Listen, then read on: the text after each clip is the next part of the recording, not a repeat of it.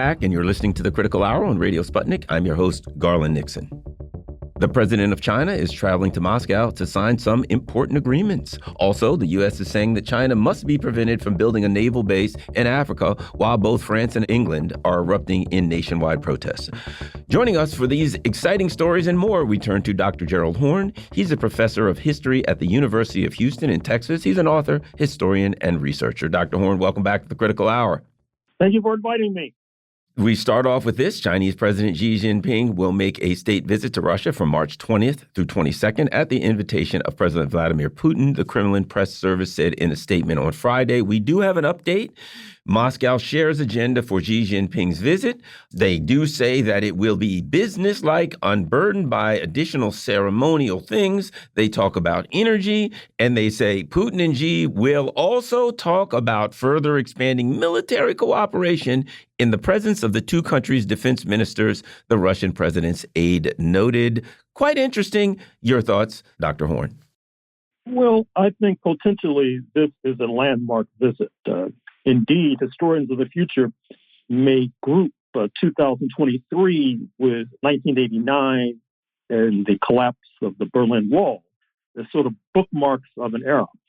1989 marking the era of so-called unipolarity, the so-called sole remaining superpower, and 2023 marking what has been in motion for years now, which is multipolarity. But perhaps even more than multipolarity, we see China in the passing lane. I think also that this visit bespeaks the point that the attempt to isolate Moscow in light of the special military operation in Ukraine is not going very well, to put it mildly. We all know that in 2022, economic growth in Russia in many ways outstripped economic growth in Great Britain, which has been at the tip of the spear with regard to opposing the special military operation. I think it's also important for the audience to try to get historical perspective and understand how we arrived at this point. Because I think it's fair to say as well that we arrived at this point not least because of this maniacal obsession in Washington with Moscow. That's what led to the Entente with China over a half century ago, which led to massive direct foreign investment into the People's Republic of China from major U.S. corporations, creating this juggernaut that has not slowed down to this point. In other words, because of the desire to encircle the Soviet Union, the United States cut a deal with China. But now that deal obviously has backfired in a spectacular fashion. And what's even more remarkable is that rather than seeking to pivot to try to somehow slow down this economic juggernaut in China, you see U.S. imperialism bogged down once again with regard to confronting Moscow. There's something rather strange and peculiar about this obsession. But in any case, China is the ultimate beneficiary. And I should also say that with regard to the North Atlantic countries, this obsession is certainly not necessarily unique to Washington, but certainly it's most advanced with regard to Washington. What I mean is that I think Washington is overestimating its strength. It has this malarkey-like notion that it can somehow confront Moscow and Beijing simultaneously. That's the import of what the Biden administration is trying to do. But certainly, France does not take that position. That's why Mr. Macron is en route to Beijing within weeks. Certainly, Germany does not take that position. That's why a few weeks ago, Chancellor Scholz was in Beijing with a plane load of business executives in tow. And so Washington, in some ways, is going to find itself isolated, although the thrust of its foreign policy clearly has been to try to isolate Russia. Let me ask you this, and I'm going to throw this out there because this is a thought that I've had. This is a discussion that I've been having online for weeks, and that is the potential, even though Russia and China have made it clear that they don't want to do some kind of a military pact, to make it a bipolar world where it's, the Warsaw Pact versus NATO kind of thing again. But I also thought to myself, the U.S. is getting awful froggy, shall we say, about, yes, we are going to go to war with China in 2025. We can hardly wait for a war with China. We're going to attack China, whatever the case may be. It seems kind of crazy, to be quite frankly. But let me throw this out there. If China and Russia were to say, we're a military alliance, you attack one, you attack both, then the U.S. military would have to say it's suicide to attack both of them. We can't do it. I'm not saying they're going to do it, but it's a thought that I have, and I'm sure I'm not the only one. Let me get your thoughts on that, Dr. Horne. Well, what we have to be careful about is countries sleepwalking into war. That is to say, proceeding step by step on a course that leaves few alternatives beyond a military confrontation. And what worries me nowadays is that that's where Washington's policy is leading, because it's putting enormous pressure on both China and Russia. It's basically forcing these two countries into each other's arms. Likewise, as part of this relationship, I should mention Iran, which also is under enormous pressure. And I'm sure you've heard the news about not only Iran having a formal relationship with the Shanghai Cooperation Organization, which many see as a counterpoint to NATO, the North Atlantic Treaty Organization, but Iran, Russia, and China, like Russia, China, and South Africa a few weeks ago, are about to embark on military maneuvers. Military maneuvers are very serious. Oftentimes, they're a kind of prelude to a military confrontation. But once again, this calls for the peace movement in this country, which has been remarkably lethargic despite the threat of war, to once again put on its marching shoes in order to save humanity from crashing over the cliff into a catastrophe. That being said, you've brought Iran into it, so that we've got to, I've got to ask you about that, because, when a military alliance of one country, of two countries, of three countries, we don't, and I'm just throwing that military, I have no inside information, and I think the odds are they probably don't, because they don't want a bipolar world again.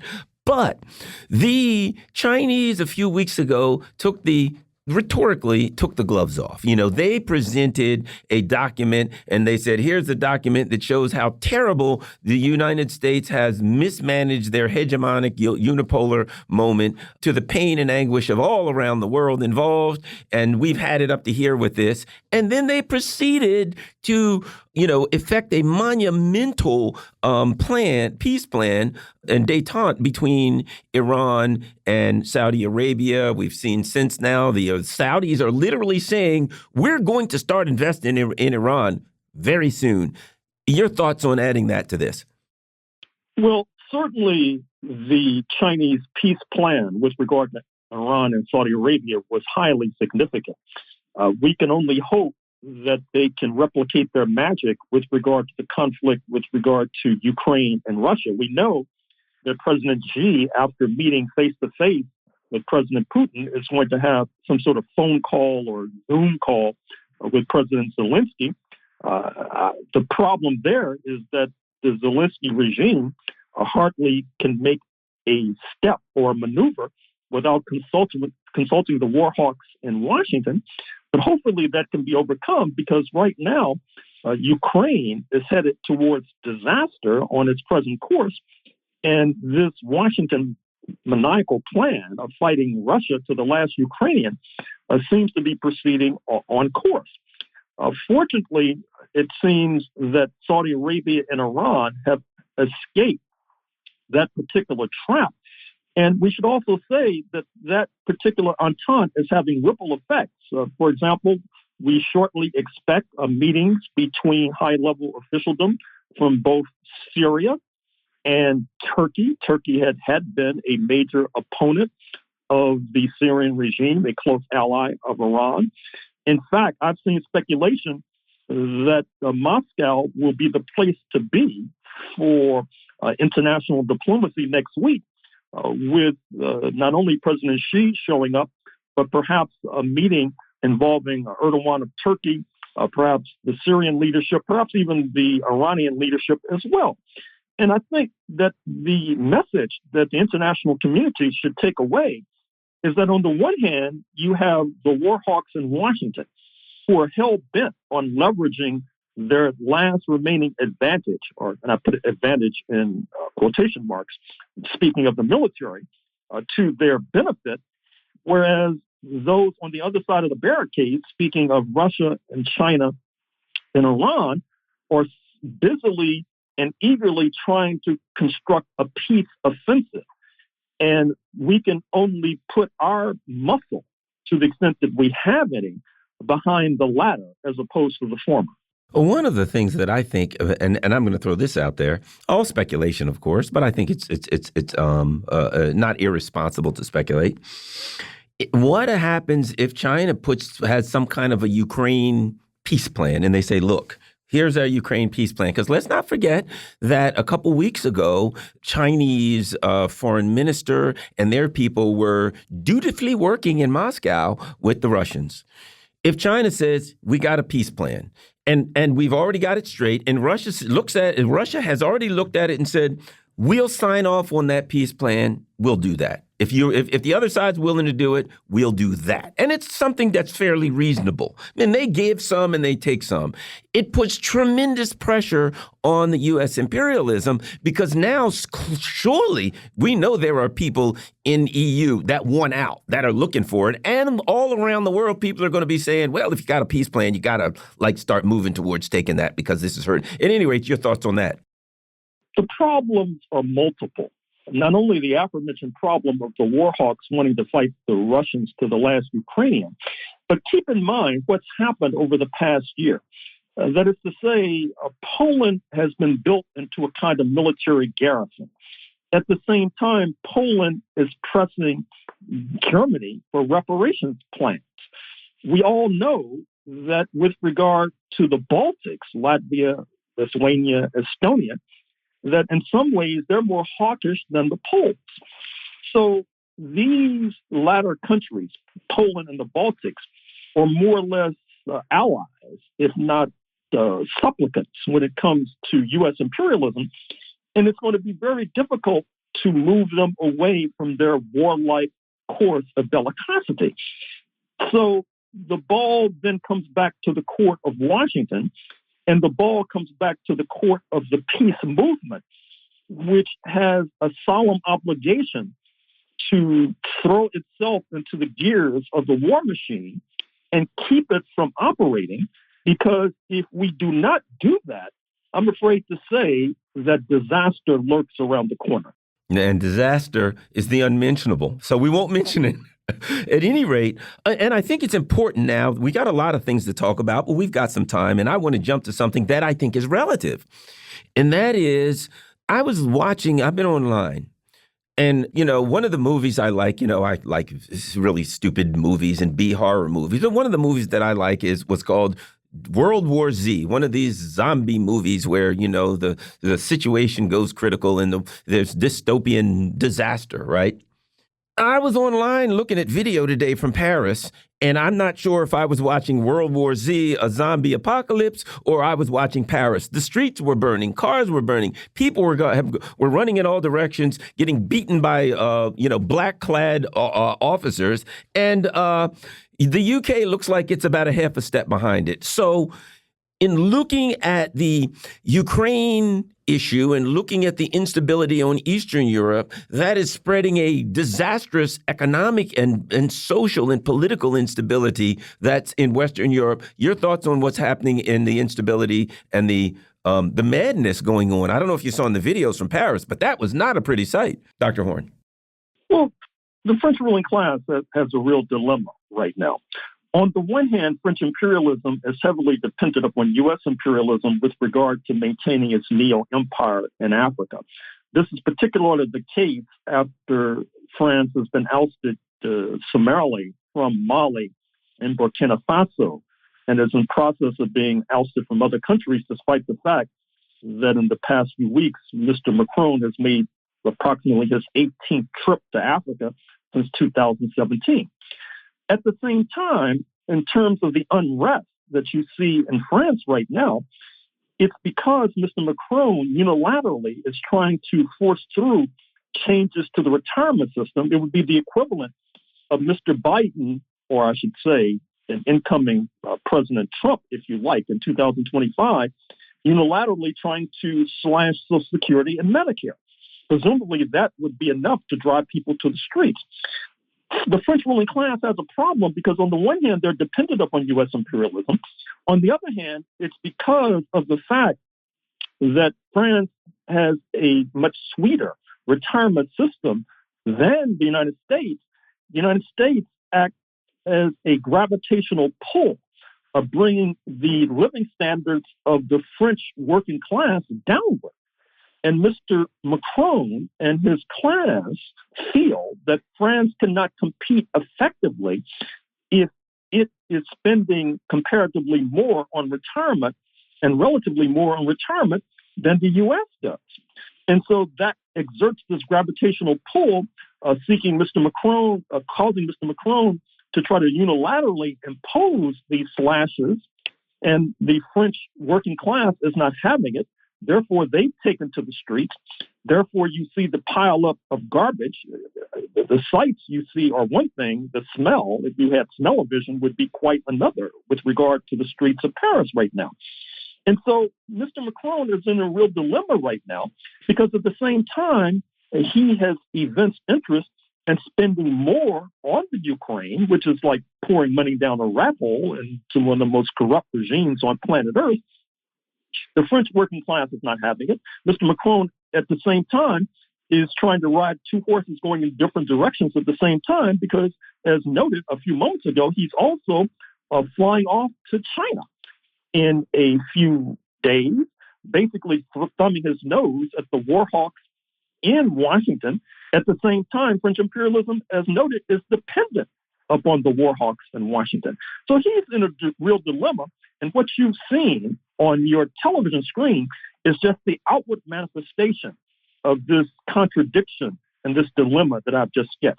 Well, I have an article that popped up right now that I'm going to throw at you. I just popped up on my screen a second ago from Sputnik International that I'm going to ask you about because it is directly related. Mali received on Thursday a new batch of combat aircraft from Russia with new drones from Turkey to boost the country's military arsenal amid the ongoing war against terrorist groups. I find that interesting. Do you have any thoughts on that? Well, sure. I mean, I think that it bespeaks the earlier point, which is that the eroding position of French imperialism in Africa seems to have no bottom. The bottom has not been reached. And at the same time, we see French imperialism heavily dependent upon its U.S. counterpart. We see that U.S. imperialism actually wants to replace French imperialism. That's the import of Secretary of State Blinken heading to Africa as we speak, going to the so-called neo-colonial French outpost that is Niger. That is the import of Vice President Harris heading to Africa as we speak, to other parts of Africa, Ghana and Tanzania in her case. And this illustrates another point. That is to say, we started off talking about how we're in the midst of this millennial transition. We see the impending decline and retreat of the North Atlantic countries in favor of the rise of China. At the same time, we realize that the North Atlantic countries got to that exalted position because of their gross and shameless exploitation of Africa, the African slave trade in the first instance. We also see that if you look at countries like Italy, a charter member of the North Atlantic bloc, they actually need more African workers, not least to propel its economy and keep their version of Social Security afloat. But at the same time, you have the most rancid and putrid version of anti-Black racism percolating in Rome. And that is the problem to a greater or lesser degree amongst all the North Atlantic countries. As evidenced by the trips of Blinken and Harris, these countries feel that they have to deepen their exploitation of Africa.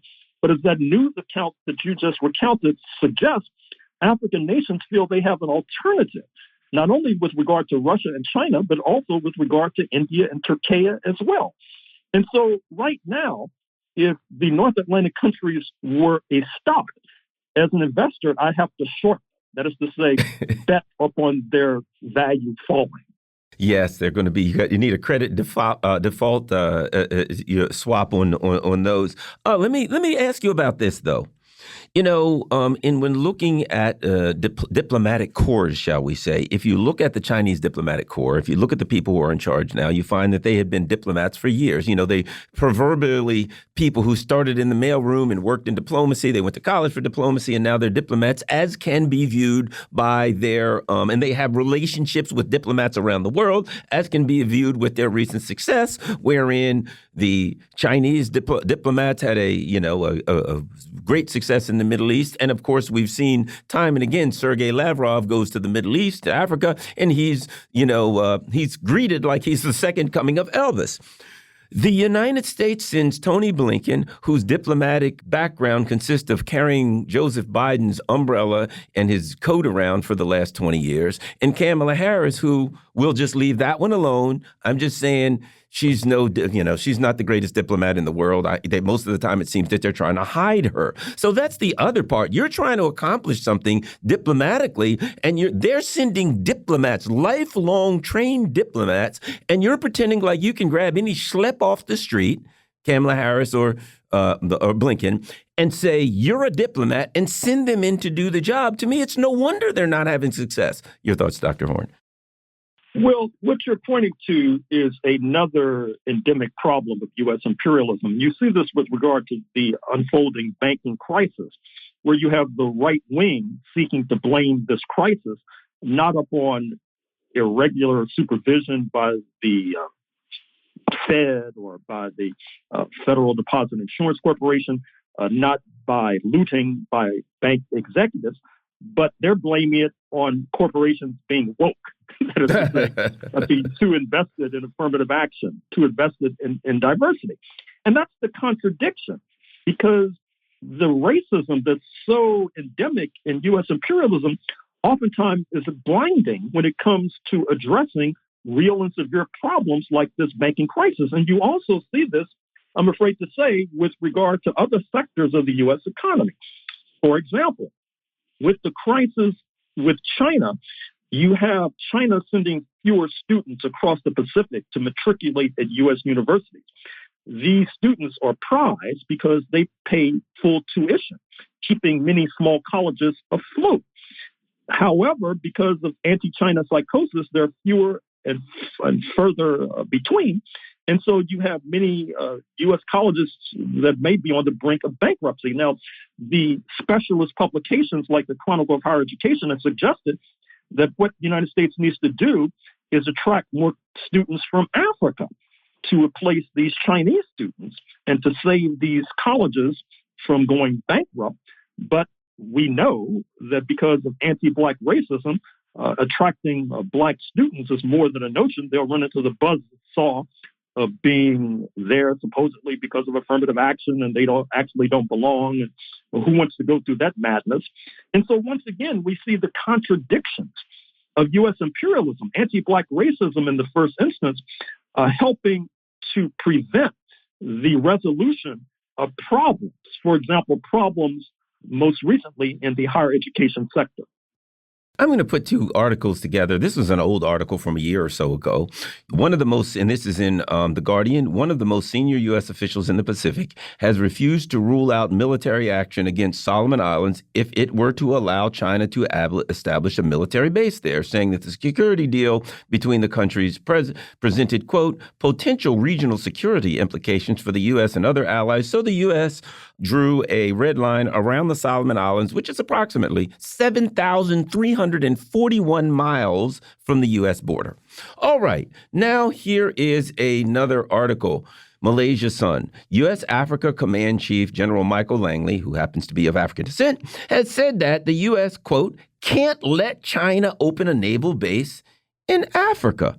And I look at that and I say, he's not talking about Africa. I mean, China, he's saying the countries in Africa do not have the independence and sovereignty to make a decision as to who they want to allow to build whatever they want on their land. Another contradiction that is brought forth by the Ukraine conflict, in my opinion, because the U.S. says this is about independence and sovereignty, but not for the people of the Solomon Islands, who happen to have a very dark skin color, might I add, and not for the people of Africa. Your thoughts? Well, it's interesting. Lieutenant General Michael Langley, who happens to be of African ancestry himself and has been put into the very difficult position of being leader of the so-called Africa Command, which is the Pentagon's mailed fist when it comes to the ancestral homeland.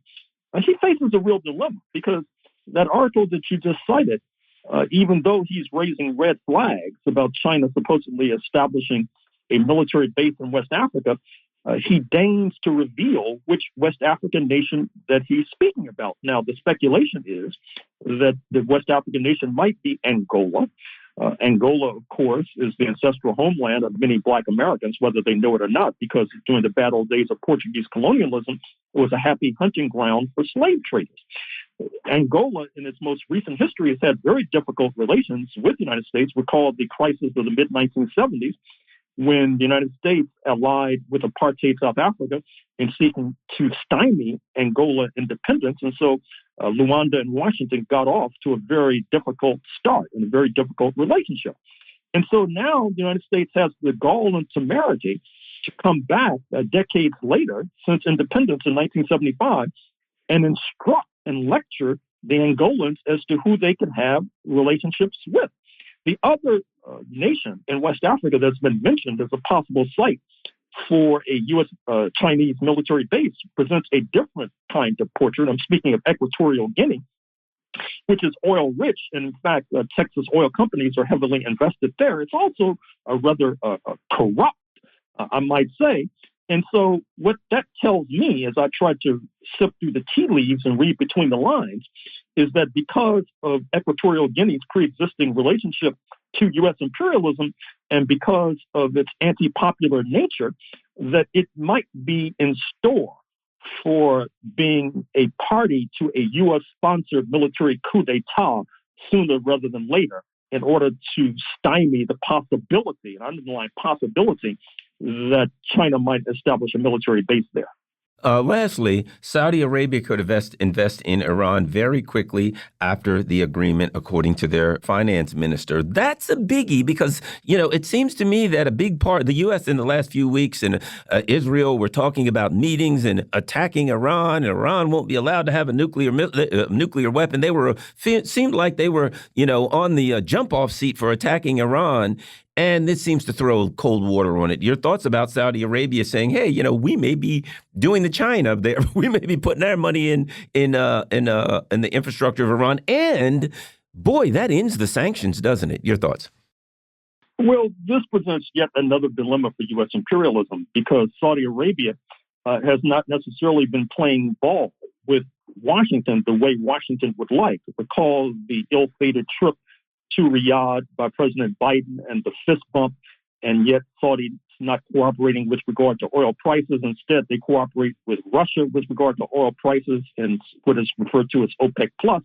And now you see that Washington and its sidekick in Israel were hell-bent on launching a military attack against Iran, but a spanner has been thrown into the works by this peace pact between the Iranians and the Saudis. And given the fact that Saudi Arabia only has a population of about 20 million, and yet it's one of the richest countries on planet Earth, if you look at the oil wealth that is able to accumulate, they have money to invest in Iran, which would be a real bailout for the Iranian economy, just as the Saudis have invested heavily in the U.S. economy. Not only major U.S. corporations, such as Fox, for example, headed by the Australian-American Rupert Murdoch, but also U.S. Treasury bills.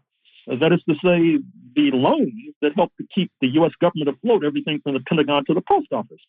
So with the Saudis not necessarily being cooperative With U.S. imperialism, this is one more dilemma that Washington has to confront. I agree. And additionally, if they are able to end what has been in a very expensive war in Yemen, that frees up a lot of capital again that they can use for more productive things. We've been talking with Dr. Gerald Horne. He's a professor of history at the University of Houston in Texas. He's an author. He's a historian. He's a researcher. He's got lots of great books. You can go to Amazon or anywhere that sells books, and you can find plenty of Dr. Horne's books. My favorite is the one about Paul Robeson.